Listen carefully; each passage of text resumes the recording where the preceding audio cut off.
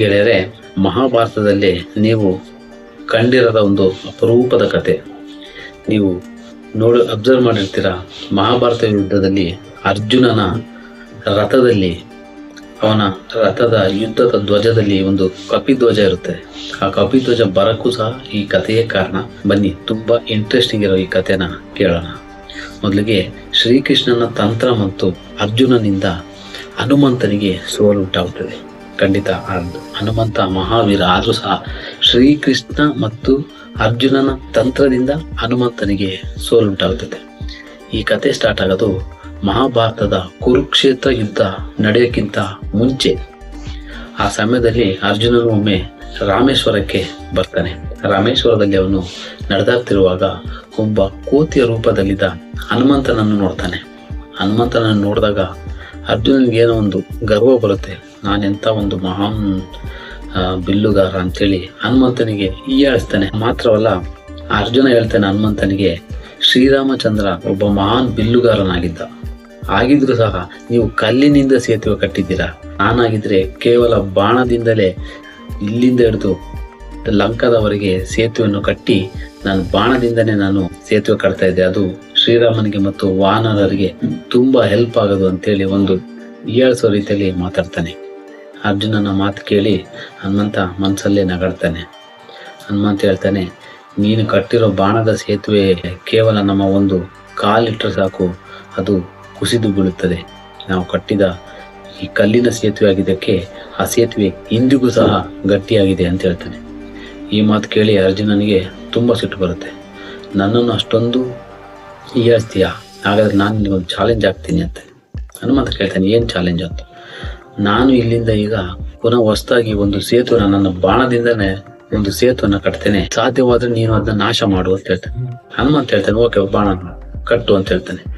ಈ ಪಂಥವನ್ನು ಸ್ವೀಕರಿಸಿದ ಹನುಮಂತ ಓಕೆ ಕಟ್ಟು ಅಂತಾನೆ. ನಂತರ ಅರ್ಜುನ ತನ್ನ ಬಾಣಗಳಿಂದನೇ ಒಂದು ರಾಮೇಶ್ವರದಿಂದ ಶ್ರೀಲಂಕಾವರೆಗೆ ಒಂದು ಬ್ರಿಡ್ಜ್ ಅನ್ನು ಕಟ್ತಾನೆ. ಬ್ರಿಡ್ಜ್ ಕಟ್ಬಿಟ್ಟು ಹನುಮಂತನಿಗೆ ಪಂಥ ಅನ್ನೋದಂತೆ ಹನುಮಂತ ಹೋಗ್ತಾನೆ. ಸುಮ್ಮನೆ ಹನುಮಂತ ಜಸ್ಟ್ ಒಂದು ಕಾಲಿಟ್ಟಂಗೆ ಸೇತುವೆ ಎಲ್ಲ ಪುಡಿ ಪುಡಿಯಾಗಿ ಹೋಗುತ್ತೆ. ಅಂತ ಆಹ್ವಾನದಲ್ಲಿ ಅರ್ಜುನ ಏನು ಹೇಳಿರ್ತಾನೆ ಅಂದರೆ, ಒಂದು ವೇಳೆ ನೀನು ನಾನು ಕಟ್ಟಿದ ಈ ಬಾಣದ ಸೇತುವೆಯನ್ನು ಪುಡಿ ಪುಡಿ ಮಾಡಿದ್ರೆ ನಾನು ನಿನ್ನ ಎದುರಲ್ಲೇ ಚಿತೆಗೆ ಹಾರಿ ನನ್ನ ಪ್ರಾಣ ಕಳ್ಕೊತೇನೆ ಅಂತ ಹೇಳಿರ್ತಾನೆ. ಇದರಂತೆ ಹನುಮಂತ ಕೇವಲ ಒಂದು ಹೆಜ್ಜೆಯಿಂದನೇ ಸಂಪೂರ್ಣ ಸೇತುವೆಯನ್ನು ಧ್ವಂಸ ಮಾಡ್ತಾನೆ. ಇದರಿಂದಾಗಿ ಅರ್ಜುನ ತನ್ನ ಪಂಥ ಅನ್ನೋದಂತೆ ಚಿತೆಗೆ ಹಾರಲು ಪ್ರಯತ್ನ ಪಡ್ತಾನೆ. ಚಿತೆಗೆ ಹಾರಬೇಕು ಅಂತೇಳಿ ಹೋಗ್ತಾನೆ. ಅರ್ಜುನ ಇನ್ನೇನು ಬೆಂಕಿಗೆ ಹಾರಬೇಕು ಅನ್ನೋಷ್ಟರಲ್ಲಿ ಅಲ್ಲಿಗೆ ಒಬ್ಬ ಬ್ರಾಹ್ಮಣ ಬಾಲಕನ ರೂಪದಲ್ಲಿ ಶ್ರೀಕೃಷ್ಣ ಬರುತ್ತಾನೆ. ಆತ ಇಬ್ಬರನ್ನು ತಡೆದು ಯಾವುದೇ ಪಂದ್ಯ ನಡೆಯಬೇಕಾದರೂ ಒಬ್ಬ ಸಾಕ್ಷಿ ಇರಲೇಬೇಕು. ಆದರೆ ಸಾಕ್ಷಿ ಇಲ್ಲದೆ ನಡೆದ ಈ ಪಂದ್ಯ ಸಿಂಧುವಾಗುವುದಿಲ್ಲ. ಆದ್ದರಿಂದ ನನ್ನ ಸಮ್ಮುಖದಲ್ಲಿ ಮತ್ತೊಮ್ಮೆ ಇದೇ ಸೇತುವೆಯನ್ನು ಕಟ್ಟಿ ಅಂತೇಳಿ ಅರ್ಜುನನಿಗೆ ಶ್ರೀಕೃಷ್ಣ ಆಜ್ಞೆ ಮಾಡ್ತಾನೆ. ಅದರ ಅಣತಿಯಂತೆ ಅರ್ಜುನನು ಮತ್ತೊಮ್ಮೆ ಶ್ರೀಕೃಷ್ಣನ ನಾಮ ಸ್ಮರಣೆಯನ್ನು ಮಾಡುತ್ತಾ ಭಕ್ತಿಯಿಂದ ಒಂದು ಬೃಹತ್ ಬಾಣಗಳ ಸೇತುವೆಯನ್ನು ನಿರ್ಮಿಸುತ್ತಾನೆ. ನಂತರ ಹನುಮಂತನು ತನ್ನ ಸಂಪೂರ್ಣ ರೂಪವನ್ನು ತಾಳಿ, ಬೃಹತ್ ರೂಪ, ವಿಶ್ವರೂಪವನ್ನು ತಾಳಿ ಜೋರಾಗಿ ಜಿಗಿದು ಸೇತುವೆ ಮೇಲೆ ನಿಲ್ಲುತ್ತಾನೆ. ಹನುಮಂತ ಎಷ್ಟೇ ಪ್ರಯತ್ನ ಪಟ್ಟರೂ ಸಹ ಆ ಸೇತುವೆ ಅಲ್ಲಾಡೋದಿಲ್ಲ, ಒಂದಿಂಚು ಸಹ ಕದಲುವುದಿಲ್ಲ. ಇದನ್ನು ನೋಡಿ ಹನುಮಂತನಿಗೆ ಭಾರಿ ಆಶ್ಚರ್ಯವಾಗುತ್ತದೆ. ಹನುಮಂತನಿಗೆ ಆಗಲೇ ಒಂದು ಡೌಟ್ ಬರುತ್ತೆ, ಇದರಿಂದ ಮಹಾನ್ ಶಕ್ತಿ ಅಡಗಿದೆ ಅಂತೇಳಿ ಹನುಮಂತ ಆ ಸೇತುವೆಯ ಕೆಳಗೆ ಬಗ್ಗಿ ನೋಡ್ತಾನೆ. ಸೇತುವೆ ಕೆಳಗೆ ಬಗ್ಗಿ ನೋಡಿದಾಗ ಅಲ್ಲಿ ಶ್ರೀಕೃಷ್ಣ ಆ ಸೇತುವೆಯನ್ನು ಹೊತ್ಕೊಂಡು ನಿಂತಿರ್ತಾನೆ. ಅಂದರೆ ಆಮೆಯ ರೂಪದಲ್ಲಿ ಅವನು ಆ ಬೃಹತ್ ಸೇತುವೆಯನ್ನು ಹೊತ್ಕೊಂಡು ನಿಂತಿರ್ತಾನೆ.